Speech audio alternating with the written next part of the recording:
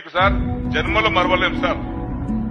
ప్రాణం ఉన్నంత వరకు మీరే మాకు నాయకుడు సార్, ఇంకొకరు లేరు సార్. మాకు ఇంత మంచి నాయకుడు నేను కూడా 47 సంవత్సరాలు చూస్తున్నా సార్. అనేక మంది చూసిన, కానీ రకరకాల మనుషులు ఉంటారు. చెప్పేది ఒకటి, చేసేది ఒకటి.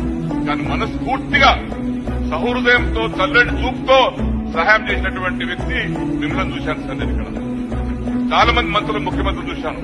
ఆ విధంగా మీరు ఒక మా కాన్సెప్టే కాదు, రాష్ట్రమంతా కూడా సుభిక్షంగా జరుగుతా ఉంది సార్. కోట్లాది రూపాయలు, లక్షలాది రూపాయలు పంటలు పడుతూ ఉన్నాయి. దేశమంతా కూడా ఎదురు చూస్తున్నారు సార్. టీఆర్ఎస్ పార్టీ జరగకుండా ముందు తెలుగుదేశం పార్టీలో ఉన్నా నేను. ఆనాడు తెలుగుదేశం పార్టీ నుంచి టీఆర్ఎస్ పార్టీ రావడానికి గల కారణాలు ఏందో ఆనాడుండే. మరి అప్పుడు కూడా వచ్చాను కదా. మరి అసలు నేను ముందు నా రాజకీయ భవిష్యత్తు మొదలైందే కాంగ్రెస్ పార్టీతో. కాంగ్రెస్ పార్టీతోనే కండువా కప్పుకొని రాజకీయాలు చిన్నప్పుడు మీ వయసులో వచ్చాను. మళ్ళా కాంగ్రెస్ పార్టీ, తెలుగుదేశం పార్టీలో 27 సంవత్సరాలు ఉన్నాను. దాని తర్వాత టీఆర్ఎస్ పార్టీలో ఉన్నాను.